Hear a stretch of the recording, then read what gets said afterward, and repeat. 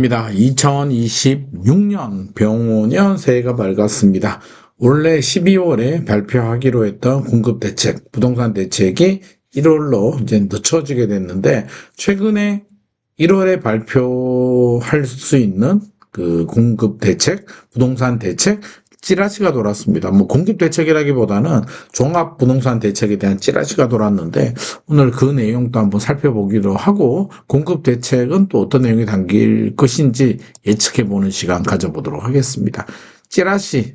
근데 이게 찌라시가 이게 무조건 맞다라고 할 수도 없고 무조건 틀렸다고 할 수도 없는데, 어느 정도 뭐 내부 협의 과정에서 흘러나온 것이 아닌가 싶은 생각이 들고요. 이 내용이 그대로 뭐 또 발표되지는 않겠습니다만, 그래도 어느 정도 타당한 내용들도 포함되어 있기 때문에 허와 실, 가능성이 있는 부분, 없는 부분, 부작용에 대해서 한번 살펴보는 시간 가져보도록 하겠습니다. 첫 번째 눈에 띄는 게 토지거래가구역 해제입니다. 야, 이거 엄청난 논란이 있을 수 있는 주제인데, 이거 할 수 있을지 솔직히 잘 모르겠습니다. 찌라시 내용을 보게 되면 강남구, 서초구, 송파구, 강남 3구죠. 마포, 용산, 성동, 마용성, 강동구를 제외한 전 지역을 푼다라고 나왔는데, 저는 이거 안 될 것 같습니다. 제 개인적으로. 왜냐면, 그러면 양천구, 목동에 있는 양천구, 여의도가 있는 영등포구, 그렇죠? 그리고 무엇보다 흑석과 노량진이 있는 동작구가 풀린다 그러면 풍선효과 어마어마하게 발생할 것 같거든요. 노도강이나 금강구 같은 지역을 풀어도 풍선효과가 발생할 것 같은데, 이렇게 되면 뭐 영등포, 그렇죠? 양천구, 목동이 있는 곳, 한마디로 여의도, 목동, 흑석, 노량진 이런 쪽은 뭐 난리가 날 것 같습니다. 광진구도 마찬가지고요. 그래서 제 생각에는 만약에 풀어준다면 제가 말씀드린 영등포, 동작, 광진 이런 지역까지도 풀어줄 가능성이 높을 것 같고요. 이런 지역도 진짜 한강벨트를 제외한 지역만 풀어줄 수도 있을 것 같고, 이것도 굉장히 논란이 많습니다. 아니 11호 대책 발표된 지가 언제 됐다고 지금 와서 또 풀어주게 되면 정책의 일관성이 없다라는 그 진보 진영의 그런 굉장한 반발 목소리들도 있기 때문에 마지막 순간까지도 아마 고민을 할 수 있는 내용이라 생각합니다. 1번부터 좀 강력합니다. 자, 2번은 충분히 가능성이 있습니다만, 투기과열지구와 조정 대상 지역을 확대하겠다. 토지거래가구역을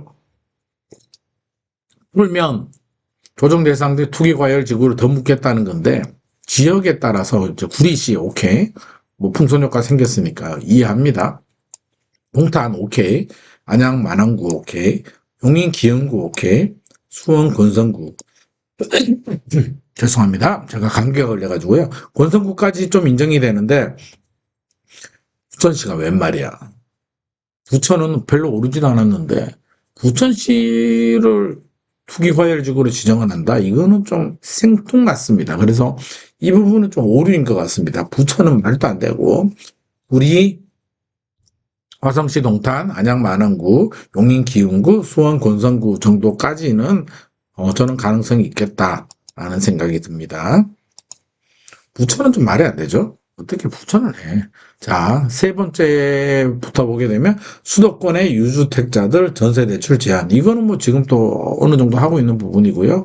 사업자 대출, 매출액, 세금 신고 등 증빙 요건 강화. 이것도 충분히 가능성이 있고. 첫 번째는 좀 납득이 안 되는데, 공공임대 후에 분양 전환하는 걸 막아버리겠다? 그러면 공공임대 아파트 살다가 10년 분양 전환 아파트들 내 집 마련해야 되는데 분양 전환을 못하게 하겠다면 이거 어떻게 하겠다는 거죠? 그래서 5번은 납득할 수도 없고 잘못됐다. 분양 전환을 오히려 더해줘도 모자랄 판에 분양 전환을 제한한다는 건 저는 우리 서민들이 주거안정, 내 집 마련의 꿈을 짓밟는 행위라고 생각합니다. 다섯 번째는 좀 잘못됐다. 세 번째, 네 번째는 충분히 이해가 됩니다. 집 있는 사람들 전세대출 제한하고 사업자 대출 증빙 요건 강화하는 거 충분히 오케이. 두 번째도 규제지역 확대하는 거, 풍선효과가 생긴 지역들 올랐으니까 규제지역 하는 거 오케이. 근데 1번에 토지거래가구역은 굉장한 논란이 있을 수도 있다. 특히 양천구나 동작구, 광진구, 영등포구 같은 지역들은 풀어주기 쉽지 않겠다라는 생각이 들고요. 또 하나 논란이 될 수 있는 게 이제 여섯 번째, 다주택자 중과 2026년 5월 9일까지가 유예입니다. 2022년부터 매년 1년씩 연장해 줬는데 이게 뭐냐면 기본적으로 양도세라는 건 팔 때 내는 세금이거든요. 그러면 취득가액에서 양도가액 차익에 대한 시세 차익에 대해서 6에서 45% 기본세율이 적용됩니다. 1,800만 원인가요? 이하는 6%, 4,800 이하는 15% 이렇게 해서 구간별로 적용이 되는데 규제 지역의 2주택자는 여기에 6에서 45% 기본 세율에 플러스 20%포인트가 더 붙습니다. 그러면 최고 세율이 65%가 되고요. 규제 지역 3주택자는 30%포인트가 더 붙습니다. 그러면 75% 지방세까지 하게 되면 82.5% 엄청난 문제가 생기는데 이게 뜨거운 감자였거든요.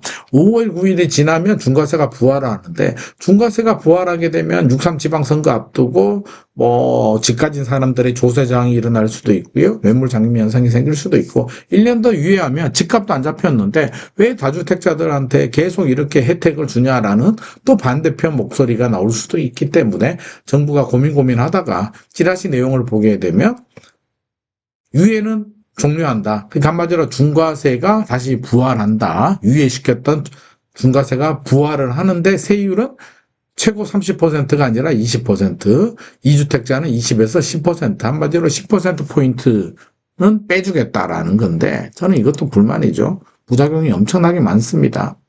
진짜 부작용이 상당히 많을 거라고 저는 예상을 합니다. 자, 요거부터 보고 가죠. 중과세를 시뮬레이션 하게 되면 그러니까 한번 따져보자고요. 중과세. 지금 중과세가 유예되는 경우 20억에 사서 35억까지 올랐어요. 그러니까 15억이 남았는데 그쵸? 그러면 5월 9일까지 중과세가 적용되지 않으면 장기보유 특별공제 적용이 돼서 5억 6,800만 원 세금을 내게 되는데 중과세가 부활하게 되면 2주택자는 9억 1,200만 원, 3주택자는 10억 6,400만 원을 내야 됩니다. 차이가 많죠. 그래서 다주택자들, 규제지역이 2주택, 3주택 가진 사람들한테는 굉장히 민감한 주제인데 물론 기획재정부는 아직 확정된 거 없다라고 이제 약간 유보적인 입장을 취하고 있습니다. 방법은 이제 세 가지가 있죠. 시나리오는 뭐냐? 첫 번째, 그대로 1년 더 연장한다. 2027년 5월 9일까지 모르겠고 그냥 연장해버릴래. 1년 더 연장하는 방법이 1안.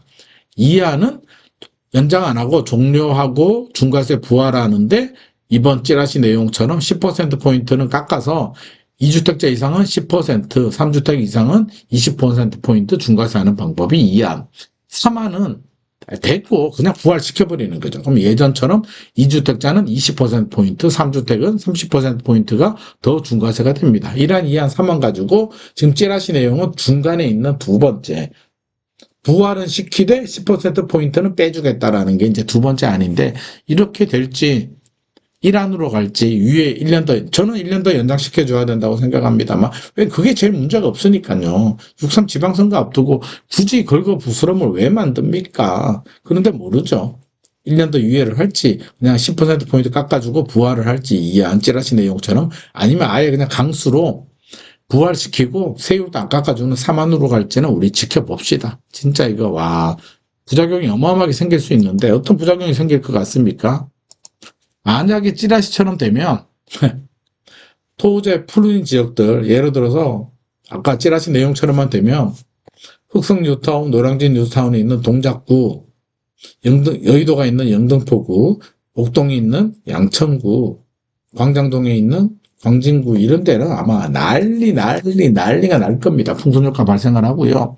규제지역으로 지정이 되는데 아까 부천시도 투기과열지구로 지정이 된다라고 찌라시 내용은 나왔잖아요. 물론 이건 말이 안 되는데 그럼 부천 주민들 가만히 있겠습니까? 난리 납니다. 부천이 그 야당이 아니라 여당, 더불어민주당 지지 성향이 강한데 아마 표가 좀 날아갈 것 같고요. 분양전환 막힌 공구임대 여기도 불만이 가질 것 같고 중과세 부활하게 되면 매물 잠김 현상 집주인들 안 팝니다. 어떻게? 아니 세금 더 낼 바에는 자녀한테 증여를 해주거나 이렇게 간다니까 안 팔거나 버틴다니까요. 니들 한번 해봐라. 내가 표로 심판하겠다. 이런 조세저항과 매물 잠김 현상이 생기면서 상당히 왜곡이 될 수는 있습니다. 머리 아픕니다. 진짜 이거 잘못하면 큰일 나는데. 그리고 이제 공급 대책 내용을 제가 제 생각에 유출해 보게 되면 수도권의 공공택지 공급 로드맵 같은 거 구체적으로 일정 계획 같은 거 나올 가능성이 높고요. 서리풀이나 과천 같은 곳 그린벨트 지역에 공급 로드맵 나오고 유유부지 로드맵이 나오고 도심 공공주택 복합사업 일몰제 뭐 논란이 있는데 그거 좀 손볼 것 같고요. 신규 공공주택지구 후보지 발굴 정도가 나올 것 같은데 어떻게 될 것 같습니까? 느낌이 오십니까? 이 정도 발표해가지고 기다리면 내 집 마련할 수 있겠다라는 생각이 들 것 같습니까? 저는 아닐 것 같습니다. 오히려 긁어 부수는 만들고 시장에 자극을 줄 것 같습니다. 확실하지 않다면 저는 차라리 발표를 하지 말자. 이런 공급 대책 내용을 발표하지 말고 그냥 알아서 일하면 되잖아요. 신규 주택 지구 그냥 알아서 발굴하고 일몰제 알아서 하고 유유부지 알아서 하고 조용하게 일하다 보면 어느 순간 공급 물량이 나오겠죠. 차라리 시장에 자극 안 주는 게 맞을 것 같고 찌라시 내용처럼 그런 토지를 뭐 일부 지역만 남겨놓고 다 풀어준다? 진짜 엄청난 부작용이 생길 수 있습니다. 양도세, 중과세도 그냥 1년 더 유예하면 되지. 그거를 굳이 부활시켜서 10%포인트 세율 깎고 매물 잠김 현상 생기고 이거 집값 올라가는 소리가 들리는데 이게 머리가 돌아가는 분 같으면 이런 정책 안 할 것 같은데 진짜 1월 중순에 이렇게 나올지 안 나올지는 우리 두 눈 부릅뜨고 좀 지켜보고 실제로 발표가 되면 제가 한 번 더 다시 분석을 하도록 하겠습니다. 오늘의 내용이 효과 있냐? 효과 없죠. 효과 없고 알맹이도 없다는 거 오히려 어설프게 발표하면 알맹이 없다는 거 인정이 되고요. 각자 도생 모드로 가게 됩니다. 차라리 발표하지 말자는 내용 전해드리면서 마무리하도록 하겠습니다. 오늘의 내용이 도움이 되셨다면 좋아요와 구독 부탁드립니다.